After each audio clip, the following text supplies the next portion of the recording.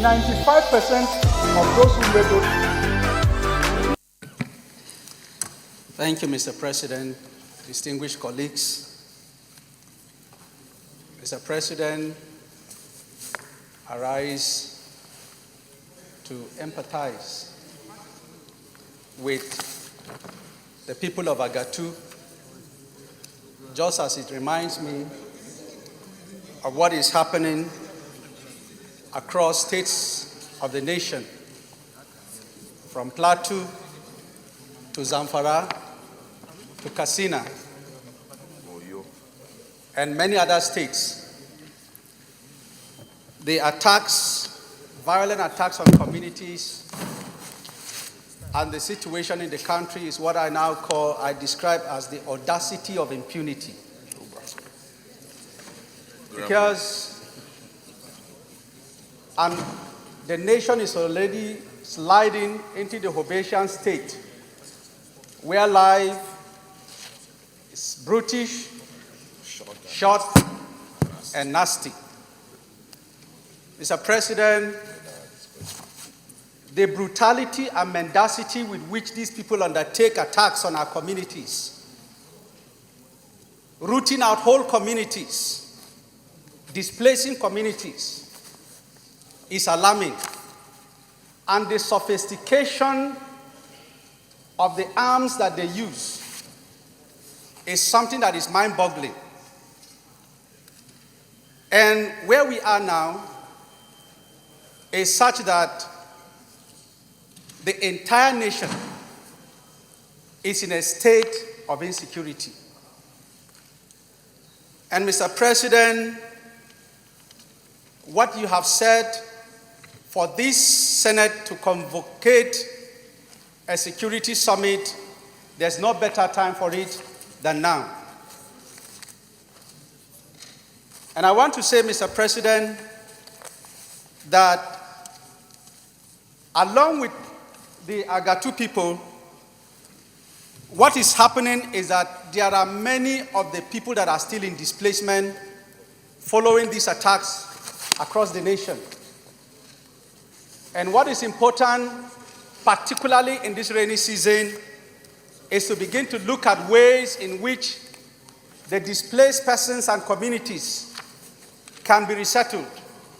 And that is very, very important, so that these communities and the people that are in displacement in IDP camps can have a means of livelihood by resettling them in their ancestral homes.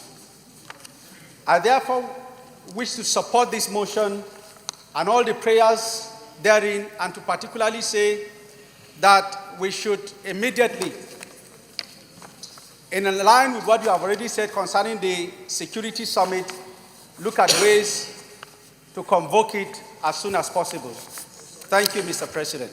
Is there anybody against the motion? We'll go to the President. Mr. President, I'm Senator Tohuwa Suswam, representing Benue Northeast. Mr. President, for the past almost 2 months that we've been inaugurated here, issues that have preoccupied here on this floor, most of the motions here border on security issues. Mr. President, it was you who decided about a week or two that there's an urgent need for us to convoke a security summit where all the stakeholders will be invited to address the security challenges of this country. What my colleague and brother has brought here is not different from the other security challenges that have occurred in other parts of the state. On a daily basis, we experience these attacks. It is curious, Mr. President, that we've not had any serious arrests by the security agencies. So there's a need to even fast-track this security summit that you alluded to sometimes. Because because these people go in groups. They go in groups to make these attacks. And every time security agencies are unable to arrest even one person. When they parade people after about 1 week, you will not hear anything. So I think, Mr. President, that since this has become a recurring decimal across the country, the security attacks, there's a need for us, while we continue to talk about it and comment about it, let us assure Nigerians that we are here to talk and address issues that affect them. And so I want to, as a Benue son, to agree with my colleague and brother that there should be palliatives, as has been mentioned in this motion, palliatives sent to the victims. Because if we go there, Mr. President, as governor, I had cause to visit this particular area as a result of an attack. And this attack, if it comes in today, comes in tomorrow, and the security people are not ready or able to identify areas where it is coming from, then there is something wrong somewhere. So I think the best thing, this motion is straightforward, Mr. President. I know that a lot of colleagues want to discuss it. But Mr. President, as a way of diversion, since we resume here, this hall has never been so depleted today. Today that you mentioned list of ministers, Mr. President, a lot of people have suddenly left. And so, but that is just a way of, it's an aside. But Mr. President, I want to support my colleagues on the Mao that palliatives should be sent by NEMA to this victim. Because if we go there, it's completely ravaged. So we need to actually send in some palliative to them. So, Mr. President, I thank you for the opportunity. People. So as long as the matter continues, we cannot rest. That is why I'm on no force with your proposed plan again to convoke a security summit. Maybe we didn't get it right the last time, and we should do it this time around. The people of AGATU are particularly unlucky. In 2016, I recall, between 300 to 400 persons were killed in one incident. We made a lot of noise about it. We went to the media. We brought the motion on the floor of the House of Representatives, where I was then.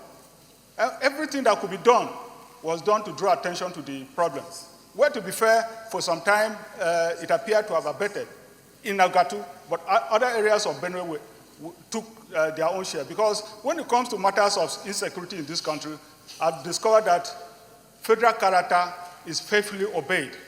Nobody is left out.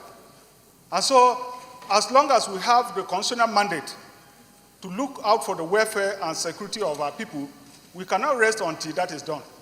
So I support this motion with all the prayers that have been asked, so that pending when the security summit comes up, we'll try to bring the palliatives so that the people will know that government is there to take care of them. Thank you. Distinguished colleagues, thank you very much. I could see during the interventions, the debates, that we have just been talking, and we are not being able to do anything. I think the Parliament is supposed to do that, really. The Parliament is supposed to discuss issues that border on national interest, but the Parliament also needs to work very closely with the executive arm of government to ensure implementation. And this emphasizes the need for follow-ups on our resolutions. And of course, if we want things to happen immediately, maybe we have to pass laws. So we also need to look at those laws that border on enhancing the security of the country. And of course, the appropriation is one law that we can do quite a lot with. But I also believe that it is beyond money only.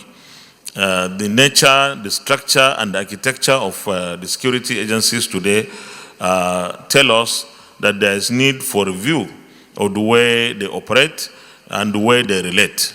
And I believe that pretty soon, when our committees will be in place, these are things that our committees on security would really focus on, and I believe that we will be on the same page with the executive arm of government. But we should never be tired of discussing these issues until we get the solutions. where else can these discussions hold, if not in the National Assembly, in the chambers? Thank you very much. Leader of the Senate.